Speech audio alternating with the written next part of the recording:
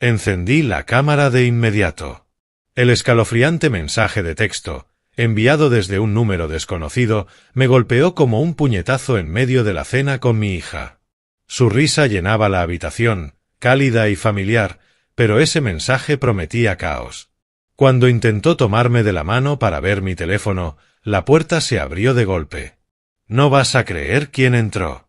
Antes de seguir, suscríbete al canal, dale like al vídeo y cuéntanos en los comentarios desde dónde nos estás escuchando.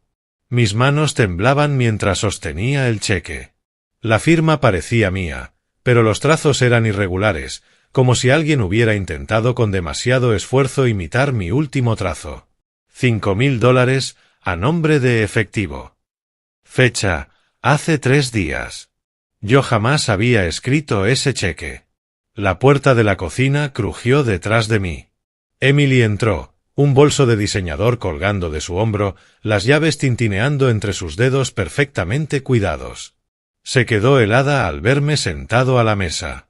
«Papá, ¿qué haces con eso?» Levanté el cheque para que lo viera, mi voz más firme de lo que me sentía.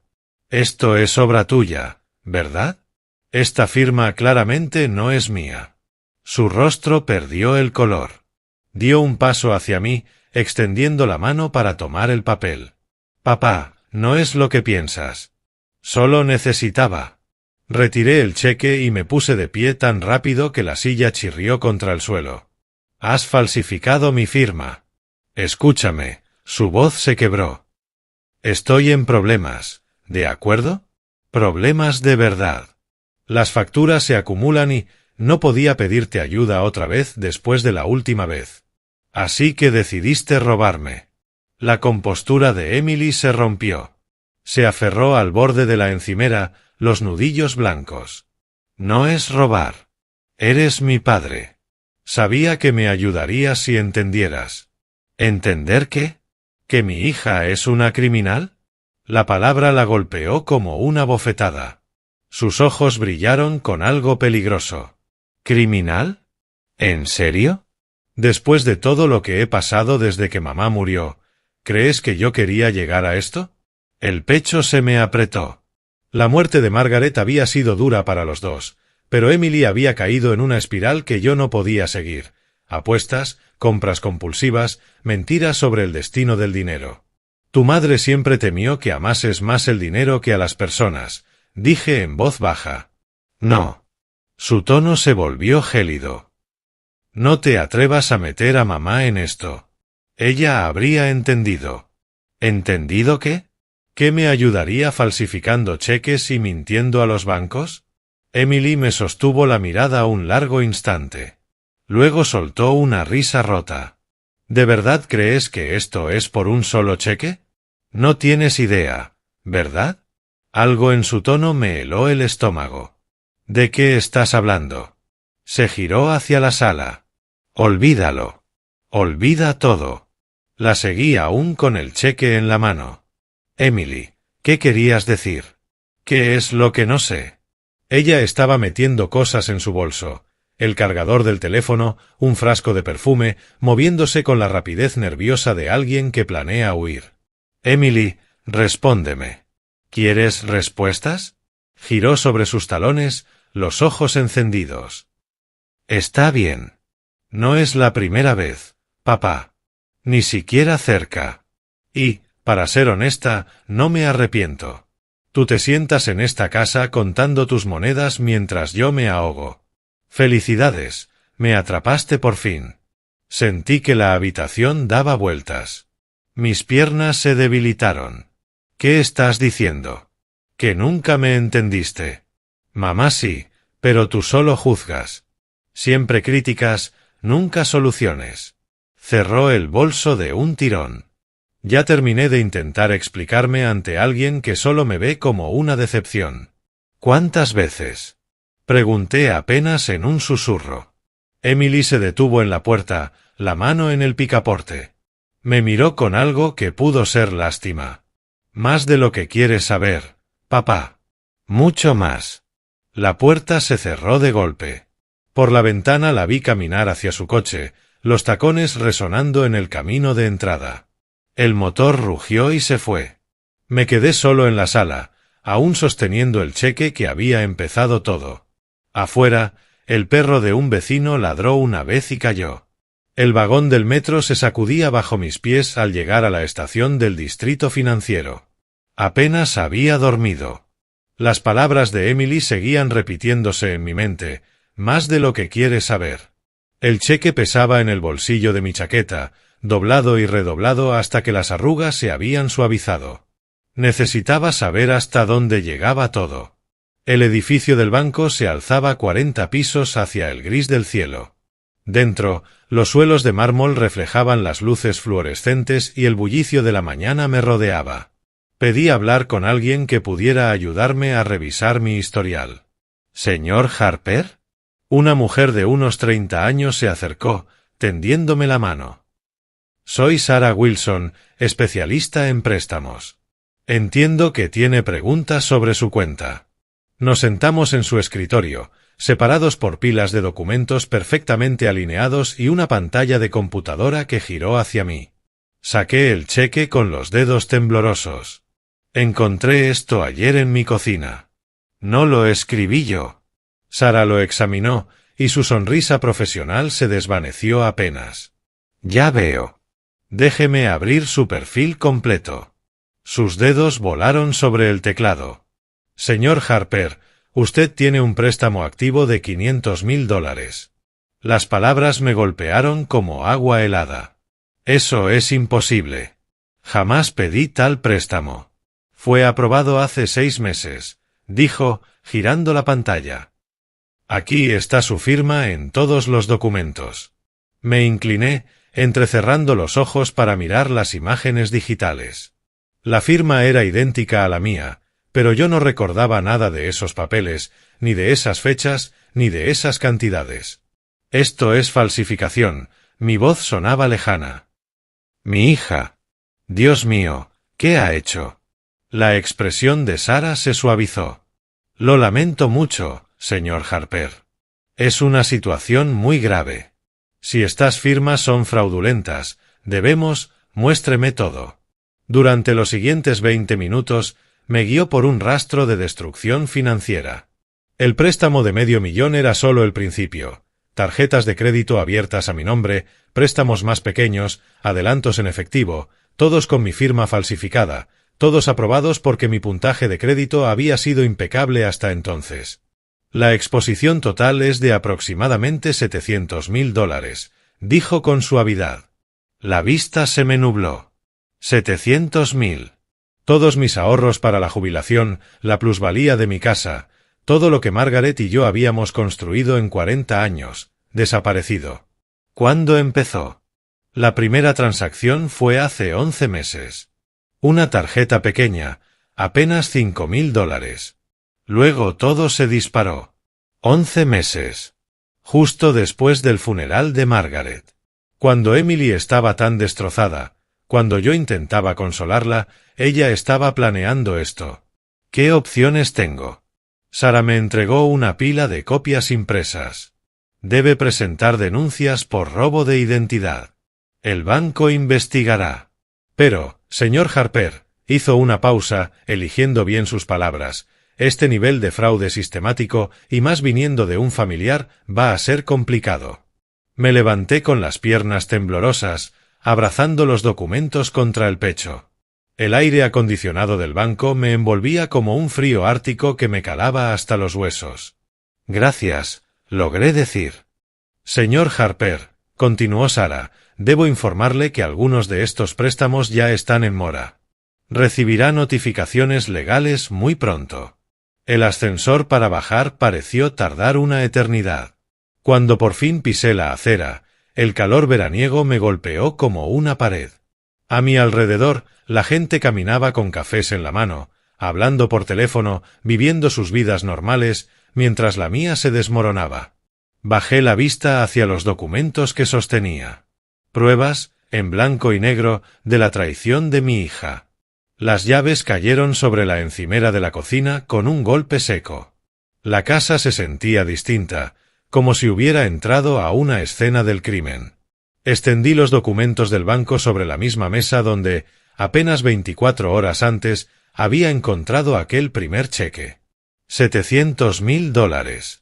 Organicé los papeles en orden cronológico, trazando la línea de tiempo de la estafa de Emily. Noviembre de 2024, la primera tarjeta de crédito. Diciembre, préstamo personal de 20.000. Enero, otra tarjeta de crédito. Febrero, el golpe grande, la hipoteca de $500.000 contra mi casa. Mi casa. La que Margaret y yo compramos recién casados, donde criamos a Emily, donde Margaret murió, en nuestra habitación de arriba. Fui hasta la sala, sintiendo la necesidad de ver su rostro. La fotografía de Margaret me sonreía desde la repisa de la chimenea, tomada en nuestro 30 aniversario. Llevaba su vestido azul, el mismo que Emily pidió prestado después, y nunca devolvió. ¿Qué me dirías que hiciera? Pregunté al vacío. Margaret siempre había visto más allá del encanto de Emily. Ella ama más el dinero que a las personas, me dijo una vez, después de que Emily pidiera prestados $200 y desapareciera una semana. Un día eso va a destruir a alguien. Yo defendí a nuestra hija. Le dije a Margaret que estaba siendo demasiado dura, demasiado desconfiada. Ahora entendía que lo que intentaba era protegerme. Regresé a la cocina y saqué una libreta legal. Mis opciones eran pocas y todas dolorosas. Podía llamar a la policía y denunciarla por robo de identidad y fraude. Emily probablemente iría a prisión. O podía intentar manejarlo en privado, exigirle que hiciera pagos, tratar de salvar lo que quedaba de nuestra relación. Pero los números contaban otra historia. Aunque Emily quisiera devolver el dinero, lo cual, por su reacción de ayer, parecía poco probable, no tenía $700.000. Nadie acumula esa deuda por accidente. Esto había sido un robo sistemático y calculado. Tomé el teléfono y busqué el contacto de Emily. Mi dedo flotó sobre el botón de llamada. ¿Qué esperaba que pasara? ¿Que rompiera a llorar, se disculpara, prometiera arreglarlo todo? ¿Que nos abrazáramos y lloráramos juntos como en el funeral de Margaret? La mujer que ayer salió de esta casa dando un portazo no era esa persona. La mujer que había falsificado mi firma docenas de veces, hipotecado mi casa sin mi consentimiento, que me había mirado a los ojos y llamado juzgón, esa mujer era una extraña. Pero seguía siendo mi hija. Dejé el teléfono sobre la mesa y caminé hasta la ventana. En el jardín aún estaba el columpio de su infancia, oxidado pero intacto. Yo mismo lo había construido cuando cumplió 7 años, dedicando 3 fines de semana a asegurarme de que cada tornillo estuviera firme. La ironía no se me escapaba. Había pasado su vida intentando mantenerla a salvo, y había crecido para convertirse en la persona de la que yo necesitaba protegerme. El teléfono vibró. Un mensaje de Mike, mi antiguo compañero. «No he sabido de ti en semanas. ¿Café esta tarde?» Mike Reynolds. 25 años en el Departamento de Policía de Nueva York. Ahora retirado, pero aún tan agudo como una navaja. Había visto todo tipo de tragedias familiares, todo tipo de traiciones. Quizá él sabría qué hacer cuando tu propio hijo te destruye la vida. Tomé el teléfono otra vez, pero, en lugar de llamar a Mike, me encontré mirando el número de Emily. Ella tenía que saber que lo había descubierto todo. Tenía que entender que esto no iba a desaparecer. Fuera que llamara a la policía o que intentara llegar a un acuerdo, debía comprender la magnitud de lo que había hecho. Mi dedo se movió hacia su contacto. Una sola llamada iniciaría una conversación que cambiaría para siempre lo que quedaba entre nosotros. Pero el silencio no borraría la deuda, ni haría que las firmas dejaran de estar falsificadas. Presioné el número y escuché el tono de llamada. 24 horas después, seguía mirando su contacto en la pantalla de mi teléfono. Los documentos del banco estaban esparcidos por la mesa de la cocina como evidencia en una investigación. Había ensayado lo que iba a decir una docena de veces, pero mi dedo todavía temblaba sobre el botón de llamada. El teléfono sonó 4 veces antes de que respondiera. «¿Qué quieres, papá?» Su voz tenía el mismo filo helado de nuestra última conversación. «Emily, sé lo del préstamo de $500.000. Explícame esto. El silencio se estiró entre nosotros. Podía oír una televisión de fondo, alguna comedia con risas enlatadas que sonaban obscenas dadas nuestras circunstancias. ¿Qué préstamo?, preguntó al fin, pero algo en su tono había cambiado. La seguridad se había resquebrajado, dando paso a una ligera incertidumbre. El de 500.000 que pediste contra mi casa. El banco me mostró todo. Papá, estás exagerando. Son solo dificultades financieras temporales. ¿Temporales? Apreté el teléfono con fuerza, mi voz subiendo de tono. Tengo aquí 12 documentos falsificados, Emily. 12 tarjetas de crédito, préstamos personales, adelantos de efectivo, $700.000 en total. El sonido de la televisión se apagó de golpe en su lado de la línea. La imaginé tomando el control remoto con manos temblorosas, igual que yo había agarrado aquel primer cheque. ¿Fuiste al banco? Su voz ahora sonaba pequeña, como la niña que me pedía cuentos antes de dormir. Tenía que saber hasta dónde llegaba esto. Y ahora lo sé. Tomé uno de los documentos y comencé a leer. 15 de noviembre de 2024. Préstamo personal, 20.000. 3 de diciembre, otra tarjeta de crédito. Enero. Basta. Su voz salió cortante. Basta, ¿de acuerdo? No quise que llegara tan lejos. Pero llegó, Emily. Hipotecaste mi casa. La casa que tu madre y yo compramos juntos. Donde ella murió, donde yo planeaba pasar mis últimos años. Siempre piensa solo en el dinero. Su voz se volvió venenosa. ¿Y qué hay de lo que yo he pasado? ¿De mis problemas? Mi mano libre se cerró en un puño. ¿Tus problemas? Esos los creaste tú, robándole a tu propio padre. No robé. Solo, necesitaba ayuda. Y tú siempre eres tan tacaño con todo. Mamá tenía razón sobre ti. La mención de Margaret fue como un golpe físico. Ni se te ocurra mencionar a tu madre. Se avergonzaría de lo que te has convertido. ¿Avergonzarse? Ella me entendía. Sabía lo que era necesitar cosas, querer una vida mejor. Tú nunca entendiste a ninguna de las dos. Me levanté, caminando hacia la ventana. Afuera, la señora Chen, la vecina, regaba su jardín, viviendo una vida tranquila mientras la mía se derrumbaba.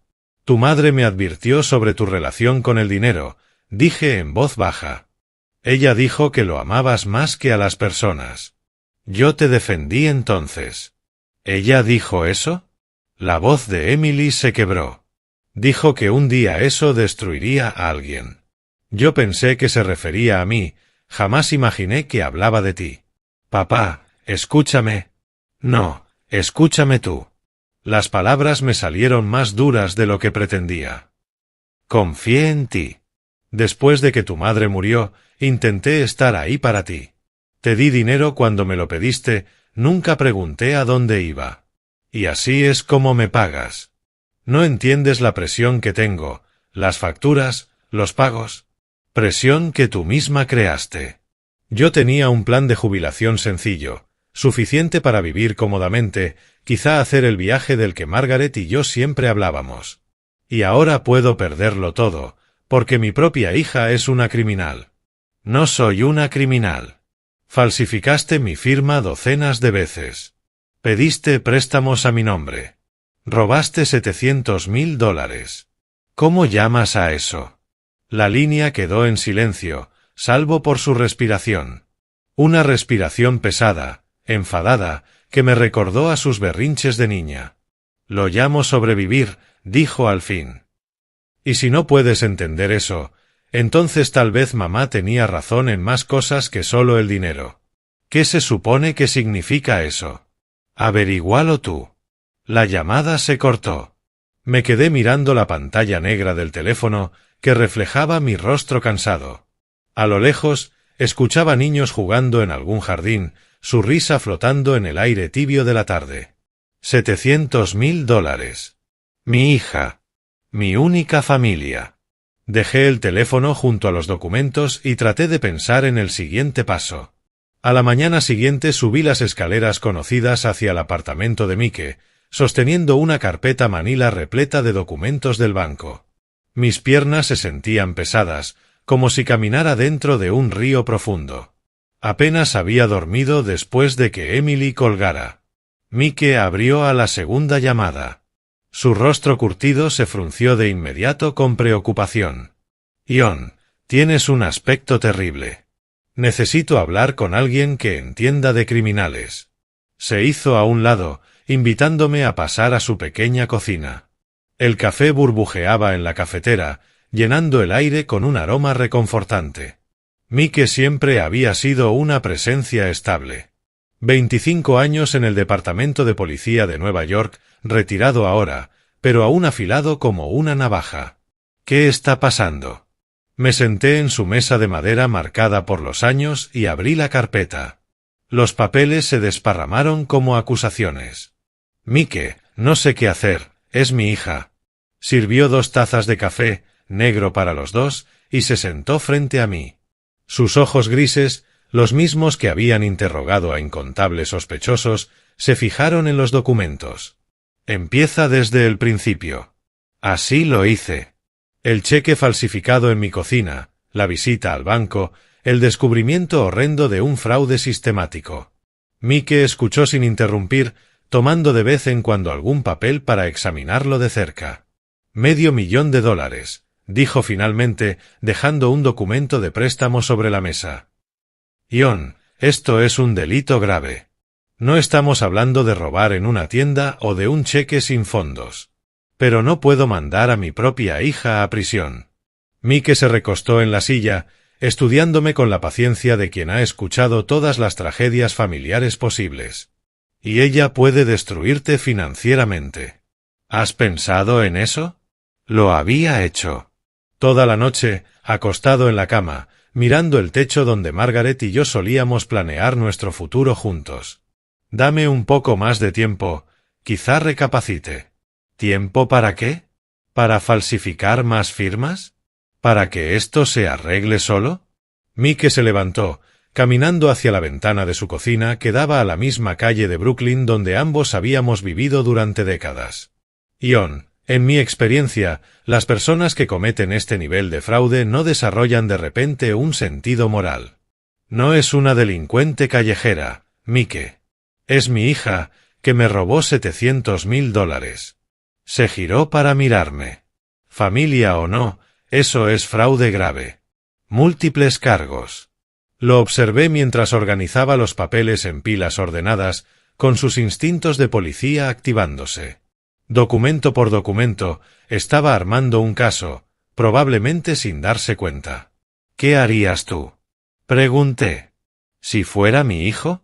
Mike se sentó de nuevo, suavizando apenas su expresión. Querría creer que podría cambiar, pero también me protegería. ¿Cómo? Presenta una denuncia policial. Deja todo registrado oficialmente. Incluso si no presentas cargos de inmediato, necesitas protección legal. La idea de ir a una comisaría y decirle a extraños que mi hija era una ladrona me revolvía el estómago.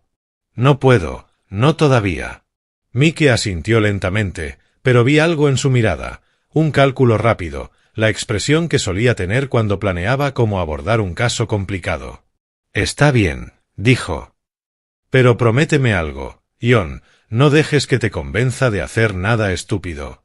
No firmes nada. No le des acceso a más cuentas. No lo haré.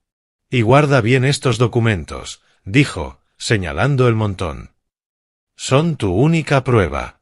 Recogí todo de nuevo en la carpeta, de repente agotado. Mike me acompañó hasta la puerta, su mano firme sobre mi hombro.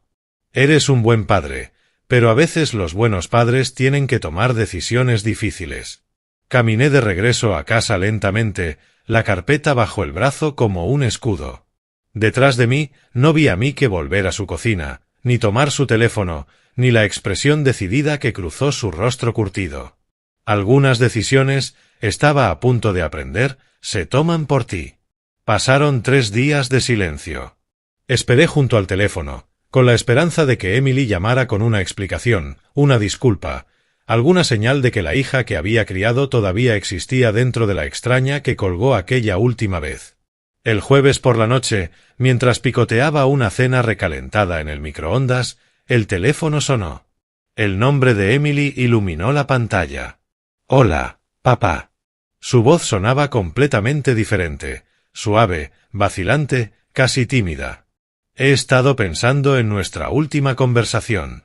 Por poco se me cae el teléfono. No esperaba que me llamaras».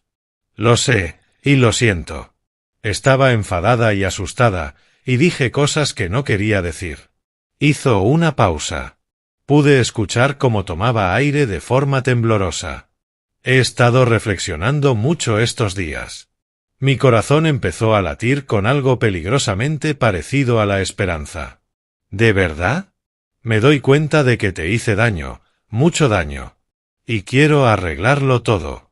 Su voz tenía el mismo tono que usaba de niña cuando rompía algo y quería solucionarlo antes de que yo me diera cuenta. «Yo también quiero eso, cariño. ¿Quieres venir a cenar mañana? Cocinaré tu plato favorito, ese estofado con zanahorias que tanto te gustaba cuando mamá lo hacía». Las lágrimas me picaron en los ojos. El estofado de Margaret. Emily no lo había preparado desde el funeral. Por supuesto. Sabía que al final lo entenderías. Lo entiendo. Y papá, trae todos esos papeles del banco.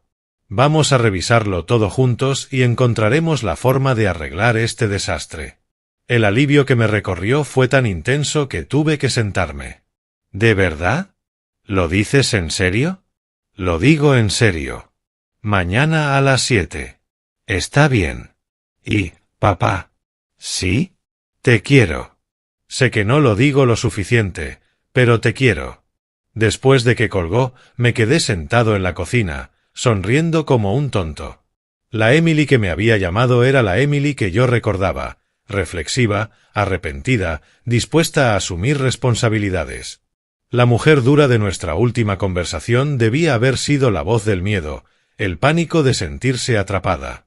Las personas podían cambiar, sobre todo cuando comprendían lo que podían perder.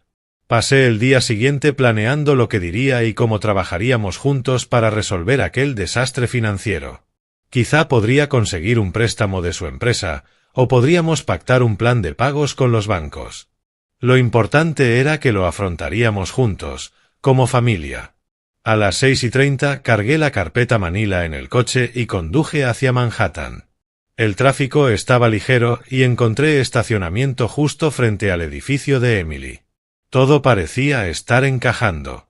En el ascensor, rumbo a su piso, me descubrí tarareando, algo que no hacía desde que Margaret murió.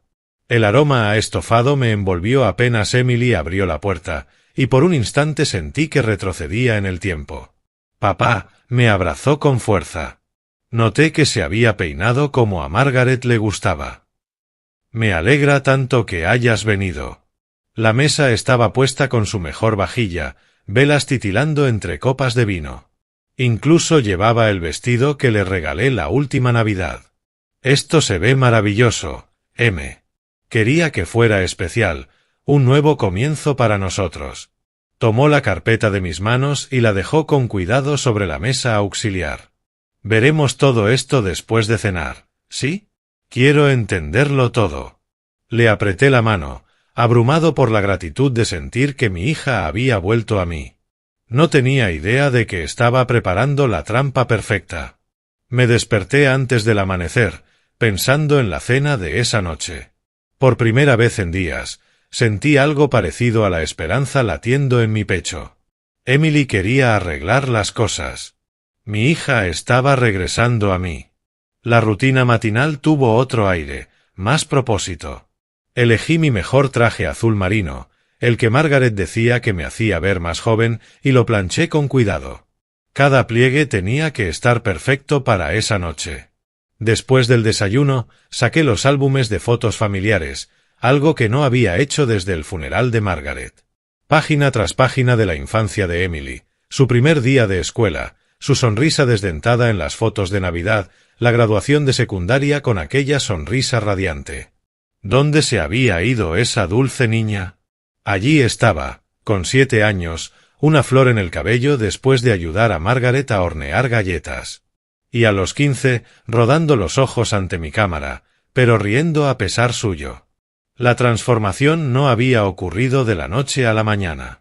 En algún momento entre sus años de universidad y el presente, la hija que conocía había desaparecido, reemplazada por alguien lo bastante desesperada como para robarle a su propio padre. «Esta noche la recuperaré», le dije a la fotografía de Margaret en la repisa. Al mediodía ya había organizado todos los documentos bancarios en orden cronológico. Cada papel contaba una parte de la historia de la desesperación de Emily, pero esa noche también contarían la historia de nuestra reconciliación. Trabajaríamos juntos en un plan de pagos, reconstruiríamos nuestra relación sobre la base de la honestidad. En la floristería de la Séptima Avenida encontré rosas blancas, las favoritas de Emily desde pequeña. Margaret solía comprárselas cada año para su cumpleaños. ¿Ocasión especial?, preguntó la anciana tras el mostrador. Voy a reconciliarme con mi hija. Su rostro se iluminó. ¡Qué maravilla! Estas serán perfectas. Escogí una docena y pedí que las envolviera en papel amarillo pálido. Emily solía decir que el amarillo era el color de los nuevos comienzos. La tarde pasó lentamente. Volví a limpiar la casa, aunque ya estaba impecable. Me revisé en el espejo una docena de veces. Practiqué lo que diría: Emily, podemos superar cualquier cosa juntos. Te quiero más de lo que imaginas. A las 5 llamé un taxi. Los documentos fueron a mi viejo maletín de cuero, las flores las sostuve con cuidado. El anillo de compromiso de Margaret, que había guardado para el día de la boda de Emily, lo metí en el bolsillo de mi chaqueta. Quizá esa noche se lo daría de todas formas, como símbolo de una confianza recuperada. El trayecto en metro hasta Manhattan se sintió eterno. Los demás pasajeros iban y venían, absortos en sus vidas, mientras yo me aferraba al maletín que contenía tanto las pruebas de los delitos de mi hija como el camino hacia nuestro perdón. El edificio de Emily se erguía ante mí, vidrio y acero alzándose hacia el cielo que empezaba a oscurecer. Revisé mi reloj, 6:55 de la tarde. Perfecto. En el ascensor, mi reflejo me devolvió la mirada, esperanzado, nervioso, creyendo todavía que el amor podía con todo. Las flores llenaban el pequeño espacio con su dulce aroma, prometiendo nuevos comienzos. Esa noche, todo sería diferente. Las puertas se abrieron y vi a Emily esperándome en la entrada, deslumbrante con el vestido azul que le regalé la última Navidad. Se adelantó para abrazarme con lo que parecía un calor genuino. «Papá, te ves increíble». Tomó las flores, hundiendo el rostro entre los pétalos. «Rosas blancas, te acordaste». Su apartamento olía a estofado, tal como había prometido. La mesa del comedor estaba dispuesta con su mejor vajilla, velas titilando entre copas de cristal. Por un momento, fue como volver a las cenas familiares cuando Margaret aún vivía. «Esto es precioso, M». Quería que fuera especial, un nuevo comienzo para nosotros. Me guió hasta el sofá, tomó mi maletín y lo dejó con cuidado sobre la mesa auxiliar. «¿Vino? Tengo ese merlot que tanto te gusta». Nos sentamos frente a frente en aquella mesa elegante, pero algo se sentía raro. Emily lanzaba miradas constantes hacia mi maletín. En la mesa de centro vi, apenas cubiertas por revistas, facturas y avisos de pago atrasados, el rastro del caos financiero que apenas lograba esconder. «El estofado está igual que el de mamá», comenté, intentando recuperar la calidez de nuestra conversación telefónica. Encontré su tarjeta de receta. Emily sonrió, pero parecía forzada. «Papá, ¿sobre esos documentos que trajiste?» «Ya llegaremos a eso». Corté otro trozo de carne, saboreando el sabor familiar.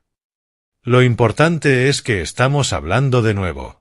«Sí, yo también me alegro», pero su pierna rebotaba bajo la mesa, una energía nerviosa que no podía contener. «¿Cuánto dijiste que era el total?» «700.000». La observé con atención. «Pero, Emily, lo importante es que vamos a resolverlo juntos». Asintió rápido. Demasiado rápido. Exactamente. Eso es lo que quiero hablar. Sus dedos tamborileaban contra la copa de vino.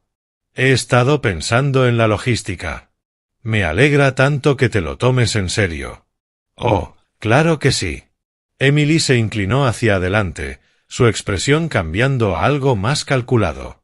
Esto es lo que necesito de ti, papá. Para devolver ese dinero, voy a necesitar capital para empezar. Un dinero inicial para el plan de pago. Mi tenedor se detuvo a medio camino hacia mi boca. ¿Dinero inicial? Solo un pequeño préstamo, quizá unos $100,000 para comenzar. Tengo oportunidades de inversión que podrían generar ingresos y devolverte el dinero rápidamente. El estofado se volvió ceniza en mi boca. Emily, me debes $700,000. No he venido aquí para prestarte más dinero. Pero, papá, piénsalo lógicamente. Su voz adoptó el tono condescendiente que usaba de adolescente cuando trataba de convencerme de que le ampliara el toque de queda. No puedo ganar dinero para pagarte si no tengo dinero para invertir. Dejé el tenedor sobre el plato, mirándola fijamente a través de la mesa iluminada por las velas. ¿De verdad me estás pidiendo más dinero? Te estoy proponiendo una solución de negocios. La máscara de dulzura de Emily empezaba a resquebrajarse. ¿Quieres recuperar tu dinero, no? Pues así es como lo conseguimos. Emily, esto es absurdo. Me robaste. Falsificaste mi firma docenas de veces. Hipotecaste mi casa. ¿Y ahora quieres que te dé más? No es dar, es invertir. Su voz se elevó de golpe. Estás siendo increíblemente miope con esto. Me aparté de la mesa, la silla raspando contra el piso de madera. ¿Yo miope? Has cometido múltiples delitos graves. Todo lo que hice fue para sobrevivir. Emily también se puso de pie, su fachada finalmente resquebrajándose por completo. No tienes idea de la presión que tengo, de lo que significa vivir en esta ciudad y mantener una vida decente. Así que decidiste destruir la mía. Decidí usar recursos que, al final, iban a ser míos de todos modos. Hizo un gesto amplio hacia su caro apartamento. Cuando mueras, heredaré todo. Solo necesitaba acceso a una parte. Ahora. Sus palabras me golpearon como un puñetazo. Esa no era mi hija hablando. Era una extraña con el rostro de Emily, calculando fríamente mi muerte como una oportunidad de negocio. Lárgate, dijo de pronto. ¿Qué? Lárgate de mi apartamento. Llévate tu indignación moral y tu santurronería. Emily se movió hacia la mesa auxiliar donde estaba mi maletín. Y llévate estos documentos contigo. Extendí la mano hacia el maletín, pero ella estaba más cerca. Nuestras manos chocaron sobre el asa de cuero. Dámelo, le dije. No. Su agarre se endureció. Creo que me los voy a quedar. Nos quedamos allí, los dos aferrados al maletín, con los rostros a pocos centímetros. En sus ojos no había rastro de la niña que me pedía cuentos para dormir, solo veía cálculo frío y una ira apenas contenida. Mi teléfono vibró en el bolsillo. Los agentes de policía se movían por el apartamento de Emily con precisión metódica, sus cámaras destellando mientras documentaban cada documento esparcido. Yo permanecía junto a la ventana, mirando su trabajo, aún con el teléfono en la mano y ese mensaje misterioso brillando en la pantalla. Señor Harper, el detective Morrison se acercó, libreta en mano. Necesitaremos una declaración formal sobre los delitos cometidos contra usted. Asentí con la cabeza, aturdido, sin poder procesar lo rápido que había cambiado todo. Una hora antes esperaba reconciliarme con mi hija, ahora estaba esposada, y extraños fotografiaban las pruebas de su traición. Estos documentos se incorporarán como evidencia en el juicio, explicó Morrison, guardando cada papel en bolsas de seguridad. Los originales con las firmas falsificadas son especialmente importantes. ¿Tendré que testificar en el tribunal? Muy probablemente, sí. Su testimonio será crucial para establecer la línea de tiempo y el alcance del fraude. Se detuvo para observar mi rostro. ¿Se encuentra bien, señor? Esta ha sido una noche traumática. Traumática me parecía poco. Detective, ¿cómo supo venir aquí esta noche? ¿Cómo supo de la cena? ¿Del momento exacto? Morrison intercambió una mirada con su compañero y luego sonrió levemente. Tiene amigos que se preocupan mucho por usted, señor Harper. Alguien llamó para informar de un fraude financiero en curso y sugirió que esta noche sería el momento perfecto para hacer un arresto. Mis manos temblaron al comprender la implicación. ¿Un amigo suyo? ¿Alguien con experiencia en la policía? Había estado llevando a cabo su propia investigación y consideró que era hora de una intervención oficial. Morrison me entregó su tarjeta. Coordinó con nosotros para asegurarse de que todo se manejara correctamente. Mike. Tenía que ser Mike. 20 minutos después, estaba en el asiento trasero de un taxi, viendo cómo el edificio de Emily se hacía pequeño mientras volvíamos a Brooklyn. El conductor intentó hablar del clima, pero yo no podía concentrarme en nada que no fueran las revelaciones que caían sobre mi pecho como una losa. Mi amigo más antiguo había orquestado el arresto de mi hija. En casa, me senté en la sala, rodeado por las mismas fotos familiares que había mirado esa mañana, cuando estaba lleno de esperanza por una reconciliación. El rostro de Margaret me sonreía desde la repisa, y me pregunté qué pensaría de lo ocurrido esa noche. ¿Estaría orgullosa de que se hubiera hecho justicia? ¿Destrozada porque nuestra hija estaba en la cárcel? ¿Agradecida de que Mike me protegiera cuando yo no pude protegerme a mí mismo? Tomé el teléfono y busqué el contacto de Mike. Mi dedo flotó sobre el botón de llamada, igual que cuando decidí enfrentar a Emily por el cheque falsificado. Parecía que había pasado una vida desde entonces. El misterioso SMS seguía en mi pantalla. Enciende la cámara. Ahora va a haber un espectáculo. Todo cobraba sentido. Mike quería pruebas en vídeo de la confesión de Emily, de sus exigencias de más dinero, de su total falta de remordimiento. Había orquestado todo. Marqué su número y escuché el tono. Mike, tú organizaste el arresto, ¿verdad? No hubo vacilación en su voz. Sí, lo hice. Lo había llamado a las 8 de la mañana, después de una noche en vela mirando el techo. Su admisión directa me golpeó igual que un puñetazo, aunque ya sabía que era verdad. Ion, tú nunca habrías hecho esto por ti mismo, continuó con naturalidad. La quieres demasiado como para ver las cosas con claridad. ¿Cuánto tiempo llevas planeando esto? Desde el día que saliste de mi apartamento. Vi que nunca presentarías cargos, que nunca te protegerías, así que decidí protegerte yo. Su voz tenía la misma autoridad tranquila que usaba en sus días de policía. La seguí durante 3 días. ¿Seguiste a Emily? Estaba reuniéndose con otras posibles víctimas, Ion. La mayoría hombres mayores. Ya estaba trabajando en sus próximos objetivos mientras te manipulaba para sacarte más dinero. Escuché el ruido de papeles en su lado de la línea. Documenté todo, las reuniones, las ubicaciones, el patrón de comportamiento. Mi taza de café se enfriaba olvidada sobre la mesa mientras Mike me explicaba cómo había pasado esos días recopilando pruebas como el detective que siempre había sido. Contacté al detective Morrison el martes. Viejo colega mío. Buen hombre. Le mostré los documentos que me diste, junto con las fotos de vigilancia, continuó Mike. Ellos ya estaban buscando a alguien con el perfil de Emily. El SMS de anoche, fuiste tú. Necesitaba pruebas en vídeo de que te pedía más dinero. Evidencia de que no tenía intención alguna de devolverte nada. Mike hizo una pausa. Estaba observando desde la acera de enfrente, Ion. Cuando vi que agarró tu maletín y que la discusión se intensificaba, envié el mensaje y llamé a Morrison. Me acerqué a la ventana, mirando la tranquila calle de Brooklyn donde Mike y yo habíamos sido vecinos durante 20 años. Podrías habérmelo dicho. No, no podía. Habrías intentado detenerme, o advertirle, o encontrar la forma de sabotear tu propia protección. Su tono se suavizó un poco. Los amigos se protegen, incluso cuando duele. Va a ir a prisión. Pertenece a prisión. John, si no hubiera actuado, estarías en bancarrota en un año. Te estaba exprimiendo y ya pasaba a otras víctimas.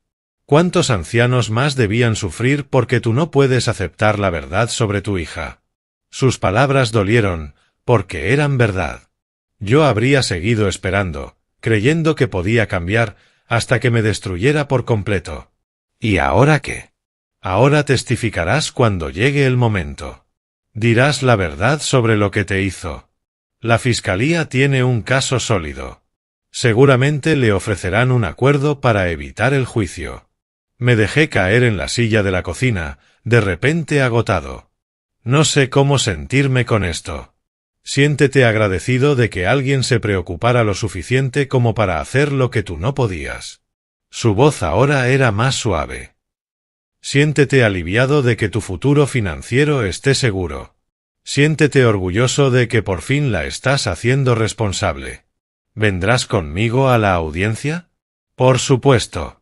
La enfrentaremos juntos, como hemos hecho con todo en todos estos años.